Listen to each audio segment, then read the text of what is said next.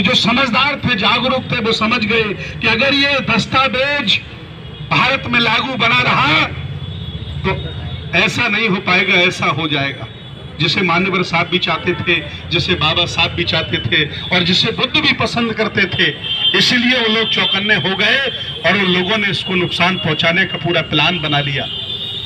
मैं एक बौद्ध भिक्षु हूं, मुझसे कहा गया कि भंते जी आपको बौद्ध धर्म का प्रचार करना चाहिए, आप ये संविधान का प्रचार क्यों कर रहे हो? तो मैंने उनको जवाब दिया, वो भंते जी थे, मैंने उनको जवाब दिया ये संविधान का भारत है, इसलिए तुम्हारे शरीर पर ये चीवर है और जिस दिन ये संविधान हट गया तो तुम्हारा चीवर खींच लिया जाएगा, तुम्हें चीवर भी पहनने का अधिकार नहीं दिया जाएगा। आज अगर मेरे बदन पर चीवर है और मैं खुलेआम पूरे देश में चिल्ला चिल्ला के अपनी बात करता हूं तो इसलिए करता हूं कि देश में संविधान लागू है। जिस दिन ये संविधान हट गया तो मुझसे पूछा जाएगा, बताओ अछूतो, बताओ शूद्रो, ये तुम्हें चीवर पहनने का अधिकार किसने दे दिया? ये मेरे बदन से खींच लिया जाएगा। मैं पूरे देश में बौद्ध सम्मेलन के बड़े बड़े आयोजन कर रहा था। मैंने हाई कोर्ट में केस किया, आप जानते होंगे, सुप्रीम कोर्ट में अयोध्या को लेकर के भी मैं गया था। अभी मैंने अपने आप को अलग बौद्ध धर्म के लिए केस किया था जिसमें बुद्धिस्ट सोसाइटी ऑफ इंडिया भी मेरे साथ थी। आंध्र सरकार में किया हमने केस। मैंने कहा कि जिस तरह से ईसाइयों को अलग मैरिज एक्ट मिल गया, मुसलमानों को अलग मैरिज एक्ट मिल गया, हम बौद्ध भी करोड़ों लोग भारत में रहते हैं, मेरा पर्सनल लॉ भी अलग होना चाहिए, मेरी पूजा पद्धति भी अलग होनी चाहिए, मेरा मैरिज एक्ट भी अलग होना चाहिए। मुझे तुम्हारे साथ नहीं रहना है क्योंकि तुम मेरे साथ सौतेला व्यवहार करते हो, क्यों नहीं मुझे बराबर की इज्जत देते हो? तो सुप्रीम कोर्ट ने कहा, हाई कोर्ट ने कहा कि कानून संसद भवन बनाता है, हम कानून का पालन करते, इंप्लीमेंट करते हैं, लिहाजा अपनी संख्या बढ़ाइए और चुन करके सांसदों को भेजिए। तब मैंने सोचा, तब मैंने पहली बार सोचा कि जितने सांसद बाबा साहब आरक्षण में हमें देके चले गए उतने आज दिन तक कोई पार्टी वाले सांसद नहीं बना पाया।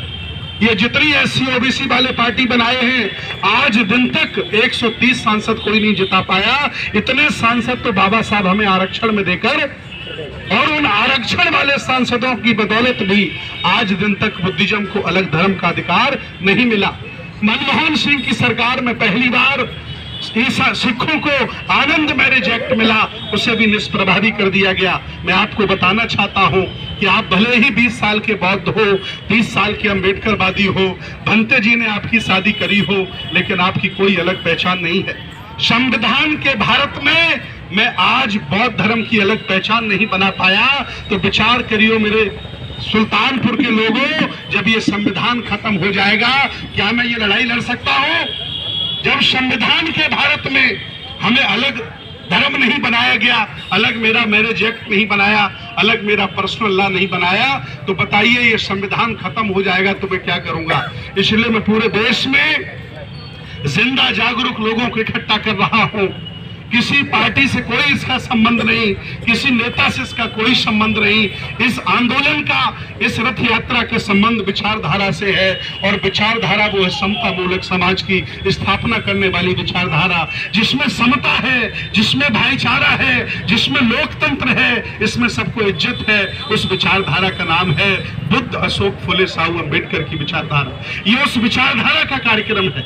मैं पूरे देश में गांव-गांव, शहर-शहर, नगर-नगर जा रहा हूं और संविधान चौपाने लगाकर ये लोगों को बता रहा हूं और वो लोग डिक्लेयर कर चुके हैं कि 2025 में हम संविधान को बदलेंगे क्योंकि मेरे संगठन को 100 साल पूरे हो जाएंगे। चैलेंज कर दिया उन्होंने, चैलेंज। जिस संविधान को बाबा साहब अकेले बना गए और सारे लोगों से संघर्ष करके इस संविधान को आत्मर्पित, समर्पित भारत में लागू करा के चले गए, हम करोड़ों संगठन चलाने वाले लोग आज उस संविधान को नहीं बचा पा रहे। अभी मैं लखनऊ में था, मेरे जहां मैं रहता हूं लखनऊ में गोमती नगर में मेरा आवास है, मेरे बगल में एक मिश्रा जी रहते हैं। आए दिन वो मुझे नमो बुद्धाय करते हैं। मैंने कहा कि यहाँ एससी ओबीसी के लोग रहते हैं, मैं उनको नमो बुद्धाय नहीं सिखा पाया, मिश्रा जी नमो बुद्धाय क्यों करते हमसे? मैंने एक दिन मिश्रा जी से पूछा कि आप नमो बुद्धाय क्यों करते हैं? तो मिश्रा जी ने कहा कि मैं आपका सब्सक्राइबर हूं बंते जी, आपके सारे वीडियो सुनता हूं। मैं तो डर गया, मैंने कि बताइए ये आदमी मेरे वीडियो सुनता है और मैं पूरे दिन कितना कठोर कटु बोलता हूं, आप तो जान ही रहे। और कम से कम इसने हमें गोली से नहीं मरवाया, जहर वहर नहीं दिया। ये बड़ी बात है कि नहीं? जिसके खिलाफ मैं काम कर रहा हूं वो मेरे वीडियो सुन रहा है। मिश्रा जी ने हमसे कहा क्या कि तुम हमें गालियां देते हो, रात दिन मुझे कोसते हो। हाँ, मैं स्वीकार करता हूं, हमने अपने भले के लिए आपको 4-5 हजार जातियों में बांटा था। मिश्रा जी का जवाब सुनिएगा, बहुत दमदार है, ज्ञान मिलेगा। कहा उन्होंने, मेरे पड़ोसी हैं वो, उन्होंने कहा कि मैंने अपने फायदे के लिए आपको 4-5 हजार जातियों में बांटा था, लेकिन आज तुम पढ़े लिखे हो, आज संविधान भारत में लागू है, आज पूरी आपको आजादी है, आप पढ़ लिखने के बावजूद भी हमने तो 4-5 हजार जातियों में ही बांटा था, आप 5 लाख संगठनों में बटे हो, किसको ज्यादा गाली दोगे, अपने आप को कि हमें ज्यादा गाली दोगे? ये मिश्रा जी का जवाब था। सोचिए आप, कहा कि हमने बांटा चलो ठीक था, लेकिन तुम भी तो 5 लाख संगठनों में बटे हो, एक दूसरे की इज्जत नहीं करते, एक दूसरे के घर नहीं जाते, एक दूसरे का सम्मान नहीं करते। जिस संगठन का कार्यक्रम होता है दूसरे संगठन में आप कार्यक्रम में नहीं जाते। आप तब भी बटे थे, आज भी बटे हो, और बनते जी ये सपना त्याग दो कि कभी तुम शासक बन पाओगे, ये कभी हो ही नहीं सकता। मैं मर जाऊंगा, बूढ़ा हो गया, मिश्रा जी ने कहा, लेकिन ये हो नहीं सकता, क्योंकि तुम्हें इकट्ठे रहने में कोई ज्ञान नहीं, इकट्ठे रहने में तुम्हें कोई रुचि नहीं, अलग अलग संगठन बना के आज भी घूमते हो, और पहले हमने अपने फायदे के लिए बांटा था। तो ये बात वो गलत कह रहा है कि सही कह रहा है, बताइए आप। इसलिए समझ जाओ, तुम्हारे अच्छे कार्यों को, बुरे कार्यों को भी समझते हैं वो। इसलिए आज मैं कहना चाहता हूं कि जब जब उन विचारधारा के लोगों को मौका मिला है देश भारत में, तो पुष्यमित्र शुंग के तौर पर आए और उन्होंने बौद्ध भिक्षुओं के सर काटे। पहली बार जब वो शासक बने, दूसरी बार जब वो शासक बने तो उन्होंने स्तन कर वसूला। स्तन कर जानते हो कि नहीं? उन्होंने स्तन कर वसूला, कहा महिलाएं खुले स्तन रखें, अगर वो ढकना चाहती हैं तो उन्हें कर देना पड़ेगा। याद रखना, वो भी वही लोग थे, सिरबड़कोर के लोग। और तीसरी बार जब उन्हें शासक बनने का मौका मिला पेशवा के तौर पर, तो उन्होंने आगे हाड़ी बंधवाई और पीछे झाड़ू बंधवाया। याद है कि नहीं है? अब चौथी बार उनको फिर मौका मिल गया है, अब पता नहीं क्या क्या करेंगे तुम्हारा वो। और इसलिए मौका नहीं मिल गया है कि उनके पास कोई विशेष ताकत है, गुण है। ये हमारी कायरता की बदौलत, ये हमारे बटे होने की बदौलत, ये हमारे ज्ञानवान होने की बदौलत मिल गया है। पहले मैं भ्रमण करता था पूरे देश में, तो हमें प्रदेश अध्यक्ष मिल जाते थे, जिला अध्यक्ष मिल जाते थे, महासचिव मिल जाते थे। अब तो हमें गांव में राष्ट्रीय अध्यक्ष मिल जाते हैं, हर गांव में राष्ट्रीय अध्यक्ष। अभी एक गांव था, मैं बता रहा हूं, सुल्तानपुर के राजा महाराजाओं, उन्नाव का गांव था, वहां मुझको एक राष्ट्रीय अध्यक्ष नहीं, अंतरराष्ट्रीय अध्यक्ष मिल गए गांव में। मैं 27 देशों की यात्रा करके आया, मैं आज दिन तक अंतरराष्ट्रीय नहीं हो पाया। उस आदमी के पास पासपोर्ट भी नहीं है और वो अंतरराष्ट्रीय अध्यक्ष बना हुआ अपने गांव में टहल रहा है। मैंने कहा ये आजादी तुम्हें कैसे मिली? बोले बाबा साहब का देश है। मैंने कहा ठीक है, अंतरराष्ट्रीय अध्यक्ष हैं आप, भाई आपसे कौन बात करेगा? वह आदमी हमसे सीधे बात ही नहीं कर रहा था। मैंने कहा कि मैं बनते जी हूँ, सुमित रतन मेरा नाम। अरे कि बहुत लोग देखे हम, और उसका नाम था विश्व दलित परिषद, उसका संगठन का नाम था विश्व दलित परिषद, उसका वो अंतरराष्ट्रीय अध्यक्ष था। और हमसे कह रहा था कि बहुत लोग मिलते रहते हैं आप जैसे। मैंने कहा वाह क्या बात है, जलवा है इस आदमी का। तो ये स्वयं अभिमान में जो चूर लोग जगह जगह गली गली में घूम रहे हैं, ये बाबा साहब के विचारों के, बुद्ध के विचारों के, हमारे महापुरुषों के विचारों के हत्यारे हैं। इन लोगों से कोई लाभ नहीं। याद रखना, जो पुरखों की विरासत नहीं बचा सकते। सत्य शोधक समाज का नाम सुना आपने? ज्योतिबा राव फुले ने 150 साल पहले बनाया, आज दिन तक उसे हम चला नहीं पाए। बुद्धिस्ट सोसाइटी ऑफ इंडिया बाबा साहब ने बनाई, हमसे चल नहीं रही। आरपीआई बाबा साहब ने बनाई, हमसे चल नहीं रही। समता सैनिक दल बनाया, हमसे चल नहीं रहा। बसपा बनाई, हमसे चल नहीं रही। हम रोज रोज नए संगठन बनाने में विश्वास करते हैं। याद रखना, जो व्यक्ति पुरखों का सम्मान नहीं करता, अपनी विरासत से नहीं जुड़ता, वो कभी भी दुनिया में शासक नहीं बन सकता है। आज जितने जिम्मेदार वो लोग हैं जिन्हें तुम गालियां देते हो, हम तो अपने आप को समझ गए कि सारी जिम्मेदारी मेरी है, तो हमने तुमको गालियां देना ही बंद कर दिया। जितना हम उनको गालियां देते हैं, उससे ज्यादा गाली खाने का काम हमारे लोग आज कर रहे हैं। आज जो कुछ हमारी पराजय है, चाहे सामाजिक क्षेत्र में, चाहे धार्मिक क्षेत्र में, आर्थिक क्षेत्र में, राजनीतिक क्षेत्र में, उसके सिर्फ और सिर्फ हम लोग स्वयं जिम्मेदार हैं। जिस दिन हम सब लोग बैठ के चाह लेंगे, देश के शासक बन जाएंगे, दुनिया की कोई ताकत हमें रोक नहीं सकती, लेकिन खुद को चाहना पड़ेगा, किसी दूसरे के चाहने से काम नहीं चलेगा। आज मैं सुल्तानपुर की धरती पर आप सभी राजा महाराजाओं के बीच में संविधान को लेकर आया हूं, और ये लेकर के मैं इसलिए आया हूं, बाबा साहब जब वयोवृद्ध हो गए, हाथ में डंडा लेकर के चलने लगे थे, पूना में उनका भाषण था, वहां के कुर्मियों ने, जिन्हें मराठा कहा जाता है, बाबा साहब को सम्मानित किया था और बुलाया था, और वो दिनांक था शिवाजी का बर्थडे, छत्रपति शिवाजी महाराज का नाम सुना, उनका बर्थडे था, बाबा साहब को बुलाया था।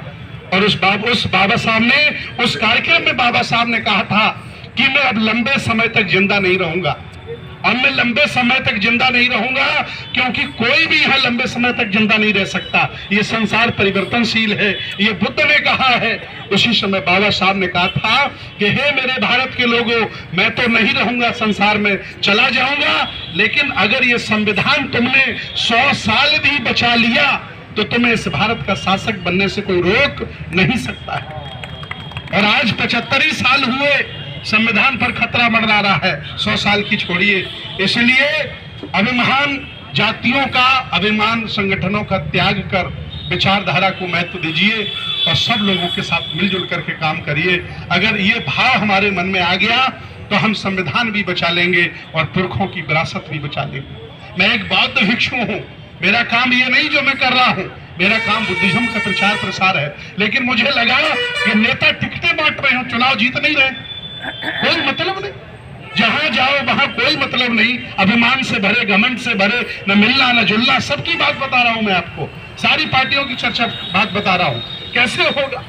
मैंने कहा मैं ही कम से कम निकलता हूं, हालांकि मुझे भी लोग बदनाम करते हैं कि मुझे फलानी पार्टी पैसा देती है। अरे नालायको, कभी तुमने किसी को चाय पिलाई है कि हमें पैसा दे दोगे आप बताइए। जब तुम्हारा खुद का पेट अभी तक नहीं भर रहा है तो मुझे कोई पैसा दे देगा क्या। ये यात्रा बहुजन समाज के उन जिंदा लोगों से चल रही है जिन्हें संविधान की बदौलत चमक मिली है। आज जो तुम्हारे चेहरे पर चमक है वो इसलिए है क्योंकि संविधान में तुम्हें अधिकार मिला है। गांव में चले जाइए, जिसका घर बड़ा बना हो और घर में कार खड़ी हो तो जान लेना एक सरकारी नौकरी में होगा, एक होगा कि नहीं होगा। इसलिए अब सरकारी नौकरियां भी बंद कर रहे हैं वो लोग, निजीकरण कर रहे हैं। वो नहीं चाहते हैं कि तुम बराबरी करो, उनके बराबर घर बनाओ, उनके बराबर कपड़े पहनो, उनके बराबर कार खरीदो, वो नहीं चाहते, उन्हें बराबरी पसंद नहीं। इसलिए शोषित लोगों को, वंचित लोगों को, बहुजन लोगों को एक साथ आना पड़ेगा, इकट्ठा होना पड़ेगा। जब तक ऐसा आप नहीं करते तब तक उनसे कोई मुकाबला नहीं कर सकते। और याद रखना, मैं हिंसा का समर्थक नहीं हूं, मैं डायलॉग का समर्थक हूं, मैं क्रांति का समर्थक हूं, मैं जन आंदोलन का समर्थक हूं। बुद्ध ने कहा, एक व्यक्ति ने पूछा बुद्ध से कि आप हिंसा के समर्थक क्यों नहीं हैं, तो बुद्ध ने कहा कि हिंसा तत्कालिक तो बहुत आनंद देती है, लेकिन दूरकालिक उसका परिणाम बहुत बुरा होता है, इसलिए मैं हिंसा का कभी समर्थक नहीं होता।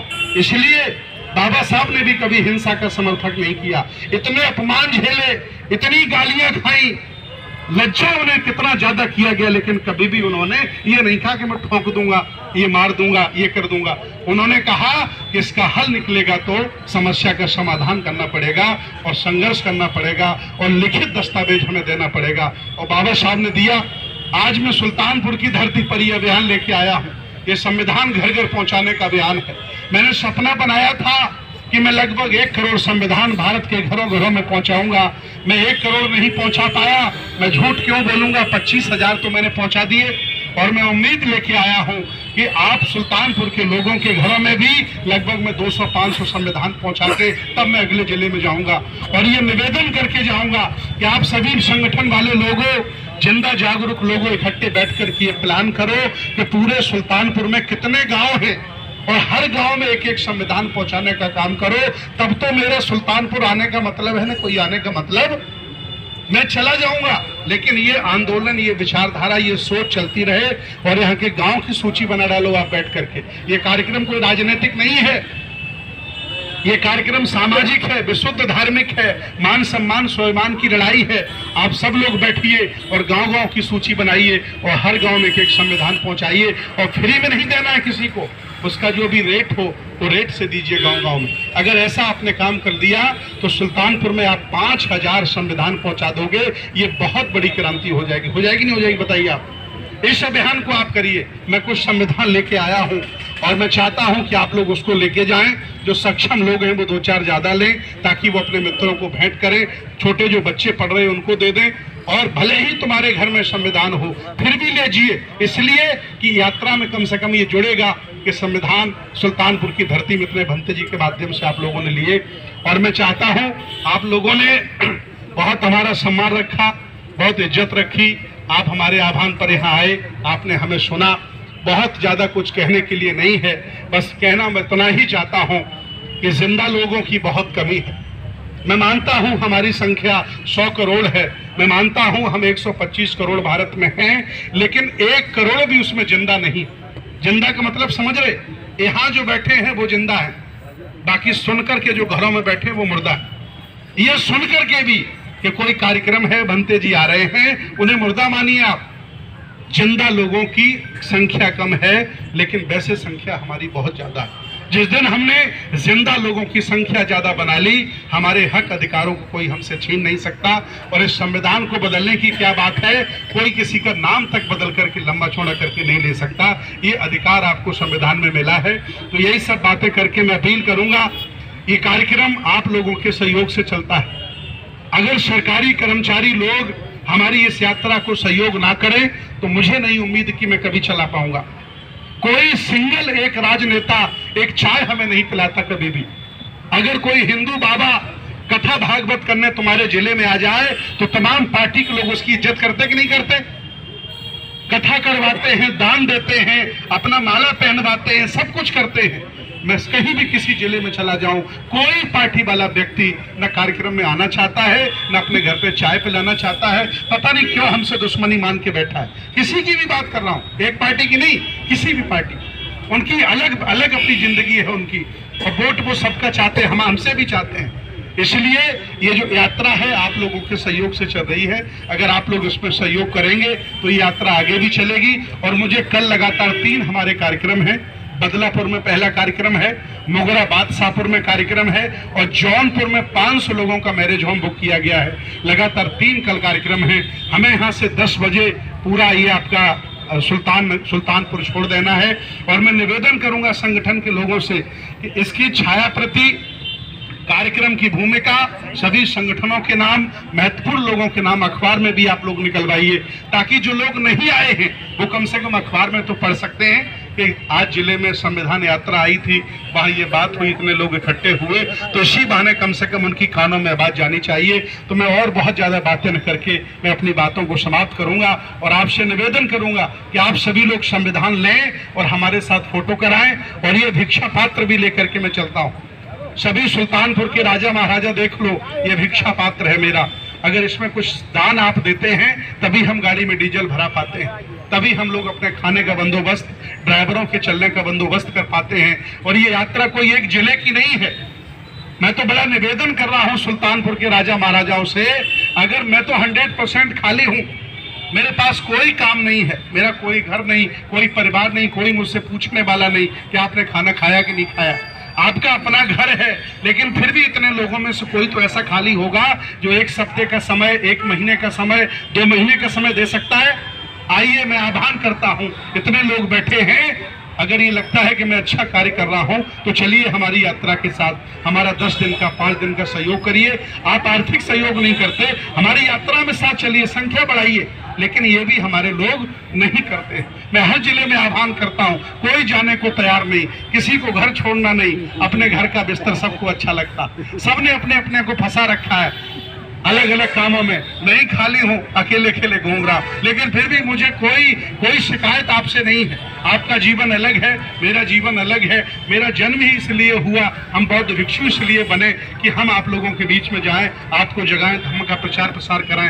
व्यक्तिगत मेरी जिंदगी नहीं रह गई, मेरी सारी जिंदगी सामाजिक है। मेरा पूरा जीवन समाज का हो गया है, मेरा व्यक्तिगत जीवन नहीं बचा है। इसलिए मैं जिम्मेदारी को स्वीकार करके मैं काम कर रहा हूं और आह्वान करता हूं, अगर आप लोगों के पास भी समय हो तो मेरे साथ चलिए। और ये भिक्षा पात्र है, इसमें दान भी दीजिए और संविधान यहाँ से लेके जाइए। इन्हीं सब बातों के साथ सभी संगठनों का, सभी आयोजक लोगों का, सभी लोगों का नाम लूंगा तो समय लगेगा। आदरणीय Shyamlal Nishad ji, Buddhist society of India, आप सभी लोगों का मैं बहुत बहुत शुक्रगुजार हूं कि आपने आकर के हमारा सम्मान रखा। बहुत बहुत मंगल कामनाएं, बहुत बहुत साधुवाद, आपकी जय हो, आपका मंगल हो। आइए सभी लोग खड़े हो जाएं, हम लोग प्रस्तावना पढ़ेंगे और वीडियो बनाइए, डाल दीजिए दाम।